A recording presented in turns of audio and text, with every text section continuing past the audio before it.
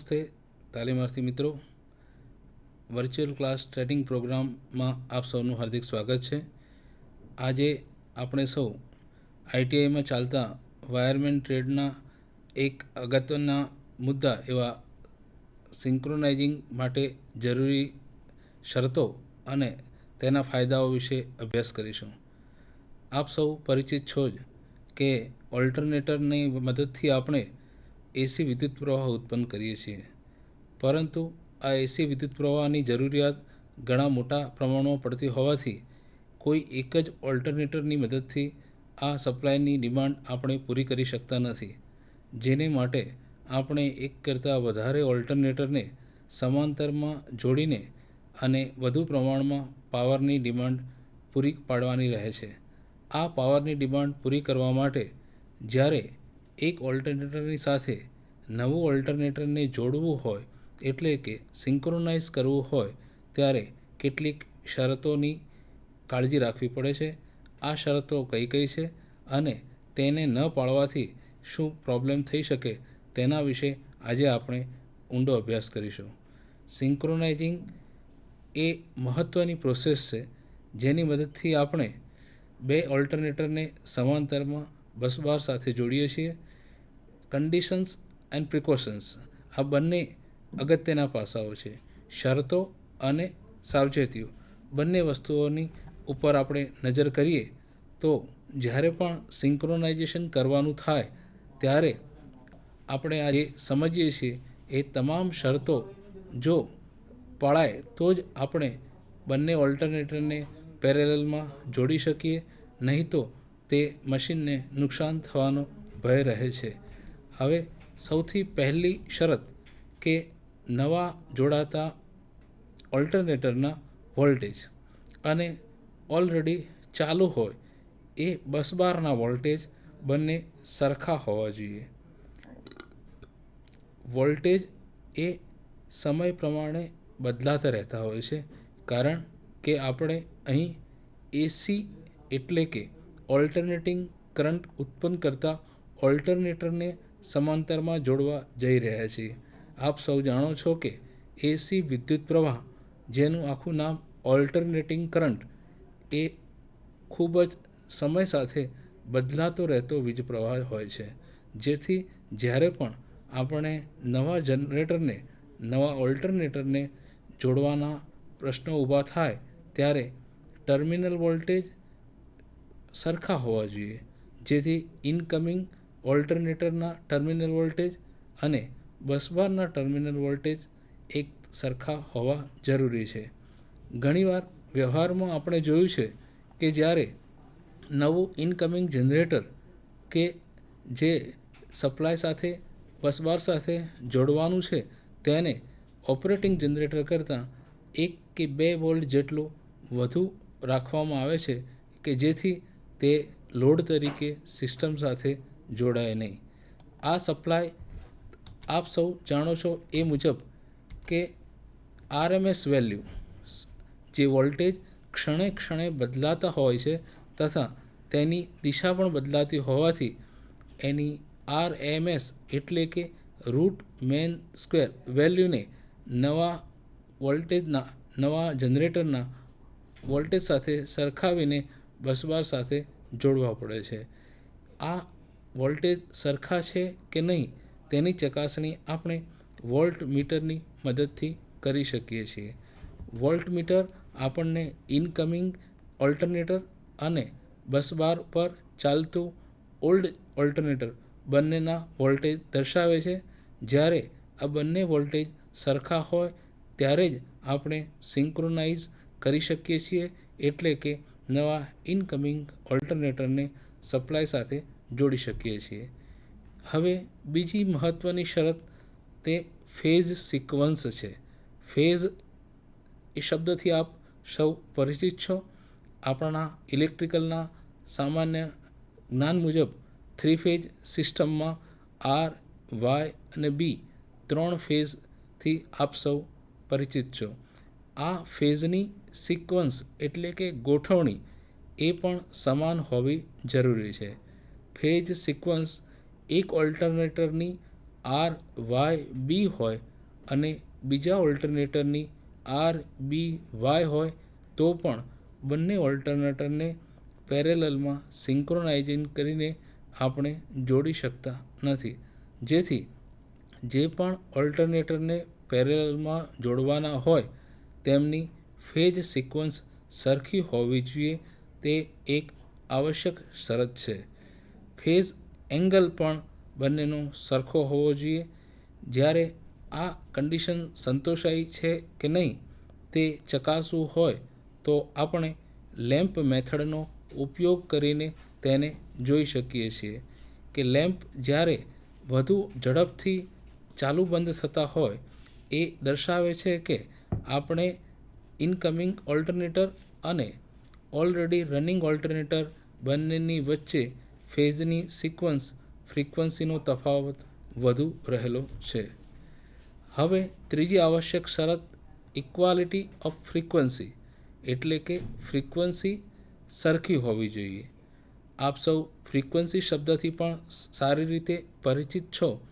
એક જ સેકન્ડમાં જેટલા બી સાયકલ પૂરી કરે છે તેને આપણે ફ્રીક્વન્સી તરીકે ઓળખીએ છીએ. ભારતમાં મોટાભાગનો પાવર સપ્લાય એ 50 હર્ટ્ઝ એટલે કે 50 સાયકલ પર સેકન્ડની ફ્રીક્વન્સી ઉપર ઓપરેટ કરતો જોવા મળે છે, જ્યારે બહારના દેશોમાં આ ફ્રીક્વન્સી 60 હર્ટ્ઝ એટલે કે 60 સાયકલ પ્રતિ સેકન્ડ હોય છે. નવું જનરેટર જેને આપણે ઇનકમિંગ જનરેટર કહીશું તેની ફ્રીક્વન્સી એ વ્યવહારમાં ઓલરેડી ચાલુ જનરેટર કરતાં થોડીક વધુ હોવી જરૂરી છે, જેથી તેમનું સિંક્રોનાઇઝેશન સારી રીતે થઈ શકાય. બંને ઓલ્ટરનેટરના ફેઝનું રોટેશન સરખું હોવું જોઈએ. આ રોટેશન આપણને લેમ્પ વડે જોઈ શકીએ છીએ. જ્યારે બંને ઓલ્ટરનેટરના સમાંતરમાં જોડેલા લેમ્પની લાઇટ ઝાંખી અથવા બંધ થાય અને એમાં ફ્લિકર પેદા થાય એ ચાલુ બંધ થવાની જે આવૃત્તિ છે, ફ્લિકર થવાની, ઝાંખા સળગવાની, ફૂલ થવાની આ આવૃત્તિ ઉપરથી આપણે તેની ફ્રીક્વન્સીમાં કેટલો ફરક છે તે જાણી શકીએ છીએ. અને મહત્ત્વની બાબત કે તેની ફેઝ સિક્વન્સ પણ સરખી હોવી જોઈએ. બંને ઇનકમિંગ અને આઉટગોઈંગ જનરેટરના સૌથી પહેલી બાબત સરખા વોલ્ટેજ, બીજી બાબત ફેઝ સિક્વન્સ અને ત્રીજી બાબત એક સમાન ફ્રીક્વન્સી વિશે આપણે ચર્ચા કરી. આ બધી બાબતો એ આવશ્યક શરતો છે. કોઈપણ ઓલ્ટરનેટરનું સિંક્રોનાઇઝેશન કરવા માટે તેના વોલ્ટેજ સરખા હોવા જોઈએ, તેની ફ્રીક્વન્સી સરખી હોવી જોઈએ, તેની ફેઝ સિક્વન્સ સમાન હોવી જોઈએ. જ્યારે આ તમામ શરતોનું પાલન થાય ત્યારે જ આપણે બંને ઓલ્ટરનેટરને એકબીજા સાથે સમાંતરમાં જોડીને સિંક્રોનાઇઝ કરીને પાવર મેળવી શકીએ છીએ. કારણ કે એસી વોલ્ટેજ અને ડીસી વોલ્ટેજ એ બંનેમાં થોડોક ફરક રહેલો છે. જ્યારે ડીસી જનરેટરને પેરેલલમાં જોડવાના થાય ત્યારે આપણે તેની પોલારિટી એટલે કે પોઝિટિવ અને નેગેટિવ તેમજ તેના વોલ્ટેજ આ બે બાબતોનું ધ્યાન રાખીએ છીએ. ડીસી જનરેટરમાં પોઝિટિવ સાથે પોઝિટિવ અને નેગેટિવ સાથે નેગેટિવ જોડાય તે બાબતની કાળજી રાખવી જોઈએ. તે ઉપરાંત બંને જનરેટરના ડીસી જનરેટરના વોલ્ટેજ સરખા હોવા જોઈએ. અહીં એસી ઓલ્ટરનેટર માટે સમય પ્રમાણે તેના વોલ્ટેજ, એમ્પ્લિટ્યૂડ અને દિશા આ ત્રણેય બદલાતું રહેતું હોવાથી જે પણ ઓલ્ટરનેટરને એકસાથે સિંક્રોનાઇઝિંગ માટે જોડીએ છીએ તે બંને ઓલ્ટરનેટરની ફેઝની ગતિ, ફેઝની સિક્વન્સ, ફેઝ એંગલ એ સરખા હોવા જોઈએ. બંનેનું એમ્પ્લિટ્યૂડ એકસાથે વધવું જોઈએ અને એકસાથે 0 થવું જોઈએ અથવા એકસાથે બંને નેગેટિવ તરફ જવા જોઈએ. આમ બંનેની ફેઝ સિક્વન્સ સમાન હશે તો જ આપણે તેમને સિંક્રોનાઇઝ કરી અને સપ્લાયમાં જોડી શકીશું. મિત્રો, અહીં આપણને એક ડાયાગ્રામ બતાવેલો છે. અહીં ડાયાગ્રામમાં એક પ્રાઇમ મૂવર દર્શાવેલું છે. પ્રાઇમ મૂવરની સાથે અહીં ઓલ્ટરનેટર કનેક્ટ કરેલું છે. એ ઓલ્ટરનેટર જેટલા વોલ્ટેજ પેદા કરે છે.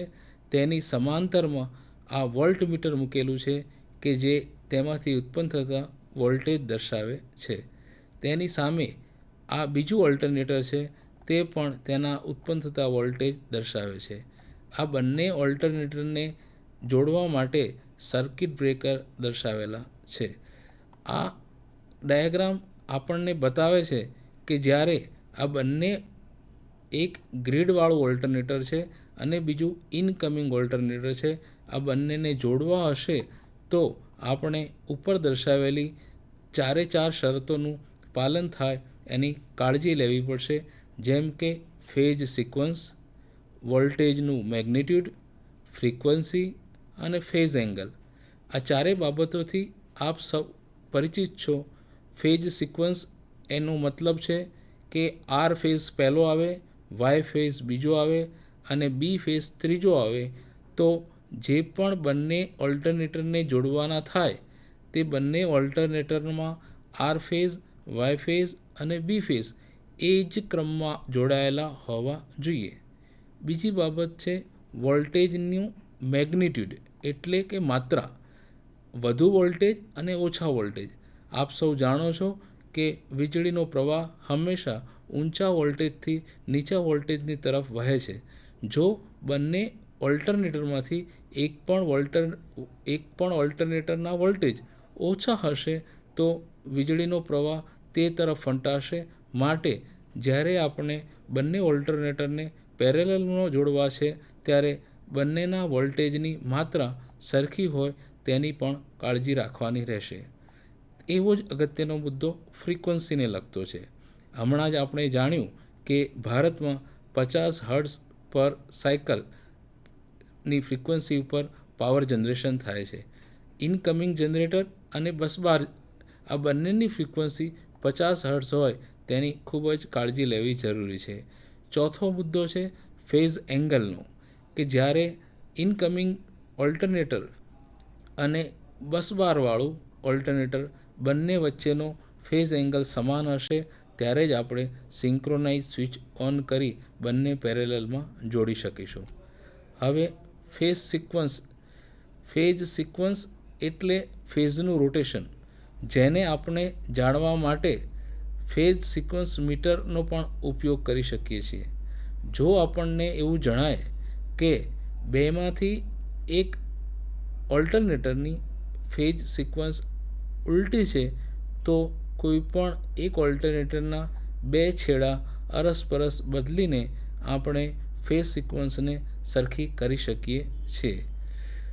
જ્યારે ફેઝ સિક્વન્સ ઉલટી હોવાની શક્યતા આપણે બહારથી જોડતા ઓલ્ટરનેટર માટે વધી જાય છે, પણ જ્યારે બસબાર સાથે ઓલરેડી જોડાયેલા ઓલ્ટરનેટરને સિંક્રોનાઇઝ કરવાના હોય તો બસબાર સાથે કનેક્શન કાયમી કરેલા હોવાને કારણે આવી ફેઝ સિક્વન્સ ઉલટા હોવાની શક્યતા ખૂબ જ ઘટી જાય છે.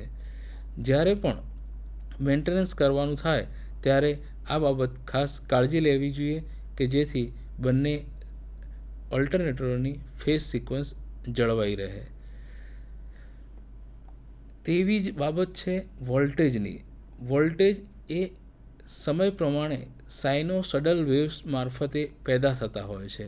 એટલે કે દરેક ક્ષણે ઇન્સ્ટન્ટેનિયસ વોલ્ટેજનું મૂલ્ય અલગ અલગ હોય છે. જ્યારે એક ઓલ્ટરનેટરના વોલ્ટેજ 0 હોય અને બીજા ઓલ્ટરનેટરના વોલ્ટેજની વેવ્સ પીક ઉપર હોય ત્યારે આ બંને ઓલ્ટરનેટરને જોડવામાં આવે તો એ ફેઝ એંગલ વોલ્ટેજનો તફાવત હોવાને કારણે નવું જોડાતું ઓલ્ટરનેટર એ પાવરનો સપ્લાય આપવાની જગ્યાએ સિસ્ટમ ઉપર લોડ તરીકે જોડાશે, જેને કારણે સિસ્ટમ ડિસ્ટર્બ થશે અને એક જાતનો વોલ્ટેજનો સર્જ અથવા હાઇક આવશે.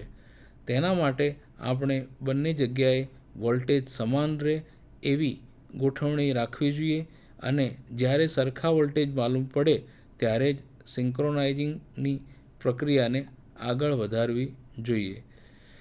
જો જનરેટર વોલ્ટેજ લેસ હોય, આપણને નવા જોડાતા ઓલ્ટરનેટરના વોલ્ટેજ તમને ઓછા લાગતા હોય તો આપણે તેને ફિલ્ડમાં ડીસી કરંટ વધારીને, ફિલ્ડનું એક્સાઇટેશન વધારીને, ઇનકમિંગ ઓલ્ટરનેટરના વોલ્ટેજ વધારીને પ્રક્રિયાને આગળ વધારી શકીએ છીએ. ફ્રીક્વન્સી, વોલ્ટેજ અને ફેઝ સિક્વન્સ આ ત્રણેય બાબતો ખૂબ જ અગત્યની છે અને જરૂરી છે. જ્યારે વોલ્ટેજને આપણે વોલ્ટમીટરની મદદથી જોઈ શકીએ છીએ, તપાસી શકીએ છીએ. ફ્રીક્વન્સી જોવા માટે ફ્રીક્વન્સી મીટર પણ આવે છે.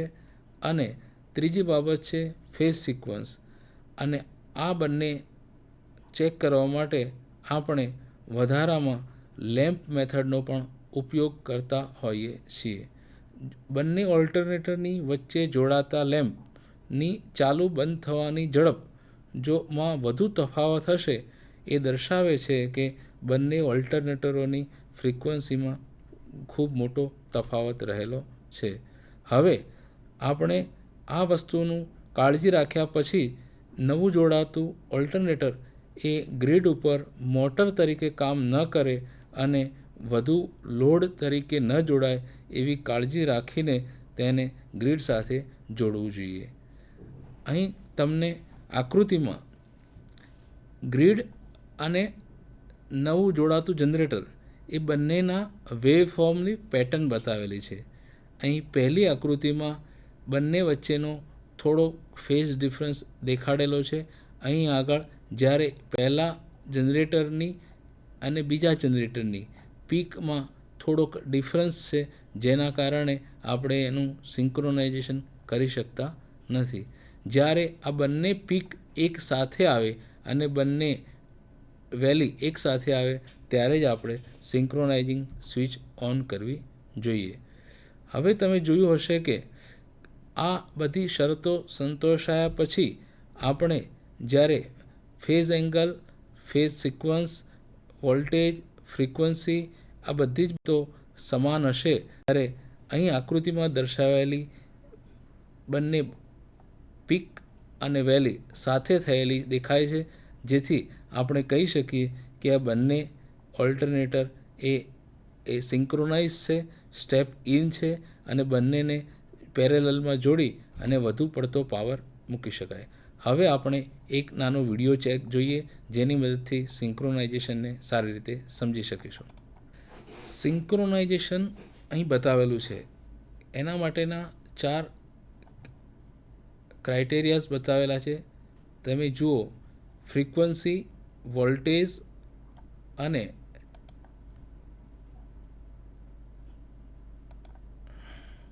ફેઝ સિક્વન્સ, ફેઝ એંગલ ચારેયની વ્યાખ્યા એનિમેશન દ્વારા અહીં સમજાવેલી છે.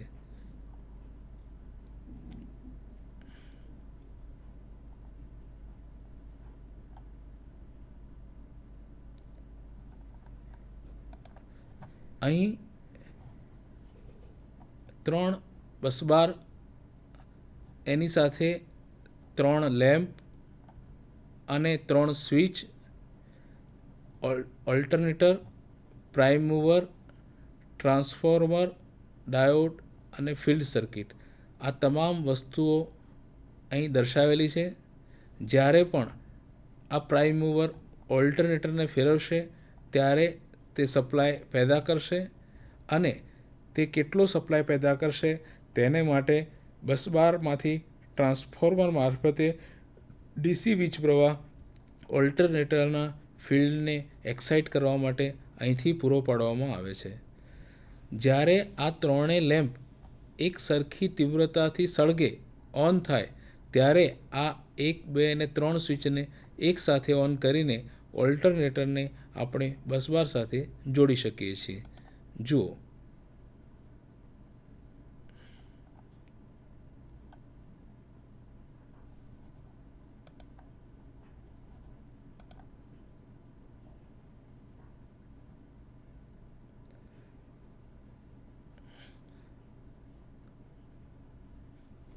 ત્રણેય લેમ્પ ઝાંખો, મધ્યમ અને ફૂલ એમ અલગ અલગ તીવ્રતાથી સળગી રહ્યા છે, જેના કારણે આપણે તેને સિંક્રોનાઇઝેશન નથી એવું સમજી એને જોડી શકતા નથી. આ રીતે ઓલ્ટરનેટરને બસબાર સાથે જોડવાની રીતને લેમ્પ મેથડ કહેવામાં આવે છે. લેમ્પની તીવ્રતાની મદદથી આપણે ઓલ્ટરનેટરને બસબાર સાથે ક્યારે સિંક્રોનાઇઝ કરવું તે જાણી શકીએ છીએ.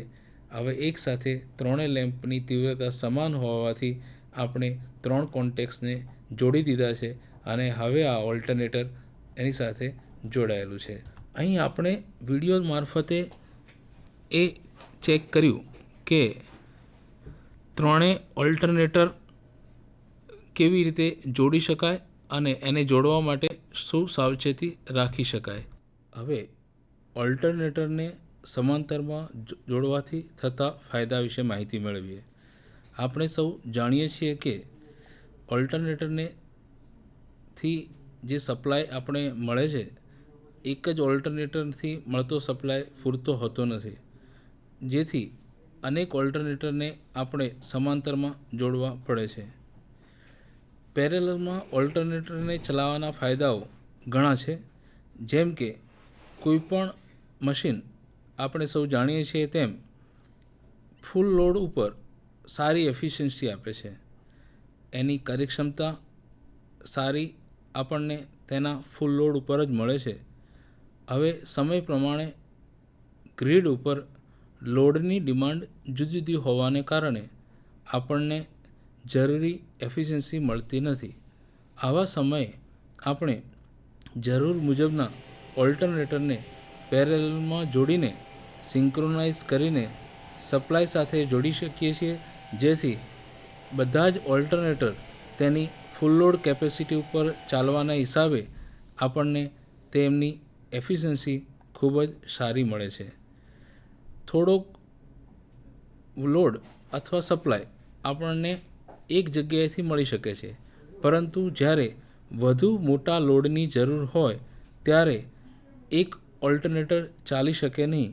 આમ આપણને વધુ સંખ્યામાં, વધુ જથ્થામાં મોટા પાવરની જરૂર હોય ત્યારે આપણે એક કરતાં વધુ ઓલ્ટરનેટરને પેરેલલમાં જોડીને આપણી વધુ પડતા લોડની સપ્લાયની ડિમાન્ડ પૂરી કરી શકીએ છીએ. તેવી જ રીતે આ ઓલ્ટરનેટરને પેરેલલ કરવાનો મહત્ત્વનો ફાયદો તેની રિલાયબિલિટી એટલે કે વિશ્વસનીયતા છે. કોઈક સંજોગોમાં કોઈક એકાદ ઓલ્ટરનેટરમાં ખરાબી સર્જાય તો આપણે તાત્કાલિક તે ઓલ્ટરનેટરને સપ્લાયથી ડિસ્કનેક્ટ કરી અને બીજા ઓલ્ટરનેટરને સપ્લાય સાથે જોડીને આપણી લોડની ડિમાન્ડને પૂરી પાડી શકીએ છીએ, જેના કારણે આપણું લોડ ફેક્ટર અને જળવાઈ રહે છે. આમ સિસ્ટમ રિલાયબલ બને છે.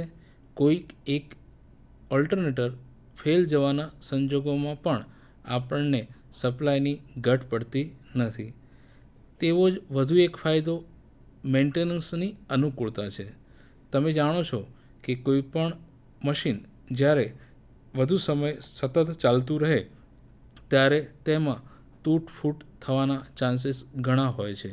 આવી તૂટફૂટ નિવારવા માટે સમયાંતરે આપણે પ્રિવેન્ટિવ પીરિયોડિક મેન્ટેનન્સ કરવું જરૂરી હોય છે.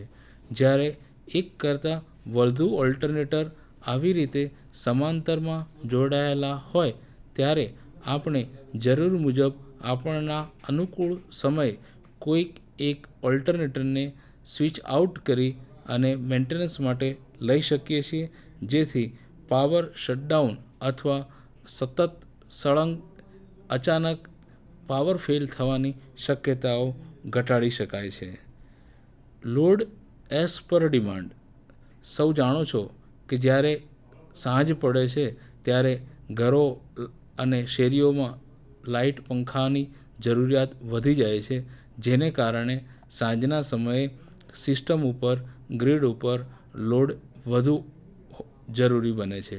આવા વધુ લોડની ડિમાન્ડને ફૂલફિલ કરવા માટે સાંજના સમયે તમે અલગથી વધારાના ઓલ્ટરનેટરને સપ્લાય સાથે જોડી સિંક્રોનાઇઝ કરી લોડની ડિમાન્ડને પણ પૂરી કરી શકાય છે. આ જ બાબત બીજી રીતે સમજીએ તો આપણી લોડની જરૂરિયાત અલગ અલગ જગ્યાએ હોય છે. આ અલગ અલગ જગ્યાએ અલગ અલગ લોડની ડિમાન્ડને પૂરી કરવા માટે આપણને અલગ અલગ જગ્યાએ પર ઓલ્ટરનેટર મૂકવા પડે છે. પરંતુ આવું નહીં કરતાં આપણે તમામ ઓલ્ટરનેટરને એક જ જગ્યાએ રાખી અને સમય, નાણાં અને શક્તિને બચાવી શકીએ છીએ, જેને કારણે તેમની દેખરેખ અને સાર સંભાળ પણ સહેલાઈથી થઈ શકે છે. વધારાની બાબત એમ ગણી શકાય કે આપણું આ ઓલ્ટરનેટર ચલાવવાનો ખર્ચ એટલે કે જનરેશન કોસ્ટ. જો વધુ પડતા ઓલ્ટરનેટર ખાલી ચાલે, લોડની સપ્લાયની ડિમાન્ડ કરતાં આઇડલ ફરે તો પણ જનરેશન કોસ્ટ ઊંચી આવે છે. જે આવું ન થાય એટલા માટે આપણે એઝ પર લોડ જરૂરિયાત મુજબના ઓલ્ટરનેટરને ચાલુ કરતા હોવાથી આપણને તેની યુનિટ દીઠ ખર્ચ ઓછો આવે છે. આ બધા જ પેરેલલ ઓલ્ટરનેટરના ફાયદા છે, જેના કારણે આપણે ઓલ્ટરનેટરને જરૂર મુજબ પેરેલલમાં જોડી અને આપણું ઉપયોગી કાર્ય નિપટાવી શકીએ છીએ. હવે આપ સૌ જાણો છો કે ઓલ્ટરનેટરના કન્ડિશન્સ અને ફાયદા આ બંનેનો આપણે અભ્યાસ કર્યો. એને થોડીક આપણે ફરીથી સમજી લઈએ. આપણે સૌથી પહેલાં જોયું કે જ્યારે બે ઓલ્ટરનેટરને જોડવાના હોય ત્યારે સૌથી અગત્યની બાબતો કે તેની કન્ડિશન્સ કઈ કઈ છે, કઈ કન્ડિશન્સ વગર આપણે ઓલ્ટરનેટરને સિંક્રોનાઇઝ કરી શકતા નથી. જેમાં પહેલી બાબત છે વોલ્ટેજ. ઇનકમિંગ ઓલ્ટરનેટરના વોલ્ટેજ અને બસબારના વોલ્ટેજ બંને સમાન હોવા જોઈએ. જ્યારે પણ નવા મશીનને બસબાર સાથે કે ઓલરેડી ચાલુ પાવર સિસ્ટમ સાથે જોડવું હોય ત્યારે જે નવું ઓલ્ટરનેટર સપ્લાય સાથે જોડવાનું છે તેના વોલ્ટેજ અને હાલમાં ચાલુ રહેલી grid system, busbar system, power system બંનેના વોલ્ટેજ સમાન હોવા જોઈએ. બીજી અગત્યની બાબત આપણે ફ્રીક્વન્સી વિશે જોઈ કે ફ્રીક્વન્સી બંનેની સમાન હોવી જોઈએ. ત્રીજી અગત્યની બાબત છે તેમની ફેઝ સિક્વન્સ એટલે કે ફેઝોની ગોઠવણી. જો એક ઓલ્ટરનેટર આર, વાય, બી એ ફેઝ સિક્વન્સમાં હોય તો બીજું ઓલ્ટરનેટર પણ આર, વાય, બી એ જ ફેઝની સિક્વન્સમાં હોવું જોઈએ. એ સિવાય તેમને સિંક્રોનાઇઝ કરી શકાય નહીં. ચોથી અગત્યની બાબત તેમની વચ્ચેનો ફેઝ એંગલ છે. એટલે કે એક ઓલ્ટરનેટરના વોલ્ટેજમાં થતો ફેરફાર અને બીજા ઓલ્ટરનેટરના વોલ્ટેજનો ફેરફાર બંને એક સમાન પીક ઉપર અથવા એક સમાન શૂન્ય હોવા જોઈએ. એટલે કે બંને વચ્ચેનો ફેઝ એંગલ 0 હોવો જોઈએ. તો જ આ બંને ઓલ્ટરનેટરને આપણે એકસાથે સપ્લાય સાથે જોડી સિંક્રોનાઇઝ કરી અને જરૂરી વધારાનો પાવર મેળવી શકીએ છીએ.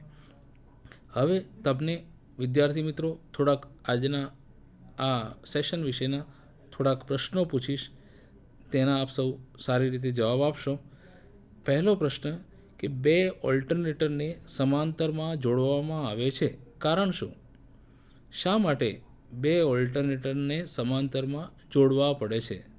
તો આપણે એના જવાબ માટે એવું કહી શકીએ કે જ્યારે ડિમાન્ડ લોડની વધી જાય, લોડની ડિમાન્ડ વધતા લોડની ડિમાન્ડ પૂરી કરવા માટે ચાલુ ઓલ્ટરનેટરની સાથે બીજા ઓલ્ટરનેટરને સમાંતરમાં જોડીને આ લોડ ડિમાન્ડ પૂરી કરવામાં આવે છે. બીજો પ્રશ્ન કે ઓલ્ટરનેટરને સમાંતરમાં જોડવા માટે શું કાળજી રાખવી જોઈએ? તો આપ સૌએ હમણાં જોયું કે બંને ઓલ્ટરનેટરના વોલ્ટેજ સરખા હોવા જોઈએ, ફ્રીક્વન્સી સમાન હોવી જોઈએ, ફેઝ સિક્વન્સ સરખી હોવી જોઈએ અને એમની ફેઝ એંગલ એટલે કે ઇન્સ્ટન્ટેનિયસ પોલારિટી પણ સમાન હોવી જોઈએ. આગળનો પ્રશ્ન, ઓલ્ટરનેટરના આઉટપુટને કંટ્રોલ કરવા માટે શું કરી શકાય?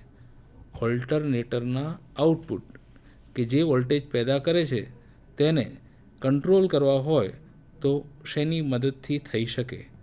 આપ સૌ એ અભ્યાસ કર્યો તે મુજબ જે ઓલ્ટરનેટરના ફિલ્ડને ડીસી સપ્લાય પૂરો પડતો હોય એ ડીસી સપ્લાયનું ફિલ્ડનું એક્સાઇટેશન વધારીને તમે ઓલ્ટરનેટરના વોલ્ટેજમાં વધારો ઘટાડો કરી શકો છો. ચોથો પ્રશ્ન છે, ઓલ્ટરનેટરને સમાંતરમાં જોડતા એક સાથે ત્રણેય લાઇટ અથવા ત્રણેય લેમ્પ ઝડપથી ચાલુ બંધ થાય છે એટલે કે ઝબૂકે છે. એનો મતલબ શું થાય? ઝડપથી ચાલુ બંધ થતાં લેમ્પ એવું સૂચવે છે કે બંને ઓલ્ટરનેટરની વચ્ચે ફ્રીક્વન્સીનો ખૂબ મોટો તફાવત રહેલો છે. હવે આ સિંક્રોનાઇઝિંગ કરવાની અલગ અલગ મેથડોમાંથી એક મેથડ ડાર્ક લેમ્પ મેથડ છે. આપ સૌ જાણતા હશો કે ડાર્ક લેમ્પ ખૂબ જ ઓછી વપરાતી મેથડ છે, કેમ કે એનો ગેરફાયદો એવો છે કે આપણને ક્યારેય લેમ્પ પૂરેપૂરો બંધ થયો એવું જાણવામાં ખૂબ જ તકલીફ પડે છે અને સાચું અવલોકન કરી શકાતું નથી, જેથી ડાર્ક લેમ્પ મેથડનો સિંક્રોનાઇઝિંગ માટે ખૂબ ઓછો ઉપયોગ થાય છે. હવે એમ કહેશો કે આ ઓછો વપરાતી મેથડ છે તો સૌથી વધુ વિશ્વસનીય હોય એવી ઓલ્ટરનેટરને પેરેલલ સિંક્રોનાઇઝ કરવા માટે વપરાતી મેથડ કઈ?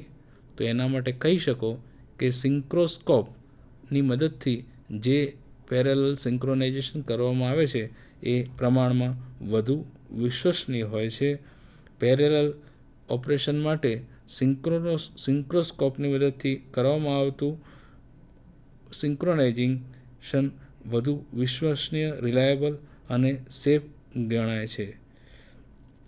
પેરેલલમાં વપરાતા લોડનું ઓલ્ટરનેટર લોડનું ડિવિઝન કરવા, જ્યારે પણ ઓલ્ટરનેટર ચાલુ હોય ત્યારે તેનો લોડ વધઘટ થતો રહે તો એને કોન્સ્ટન્ટ વોલ્ટેજ પર ચાલુ રાખવા માટે તેના પ્રાઇમ મૂવરની સ્પીડમાં પણ વધારો ઘટાડો કરી તમે તેની વોલ્ટેજની આઉટપુટ ક્ષમતાને સુધારી શકો છો. આજે આપણે સૌએ ઓલ્ટરનેટરની સિંક્રોનાઇઝ કરવાની શરતો, તેના ફાયદા બધા વિશેની સંપૂર્ણ વિગતવાર માહિતી મેળવી. આપ સૌએ ખૂબ શાંતિથી સાંભળી એ બદલ આભાર. ધન્યવાદ.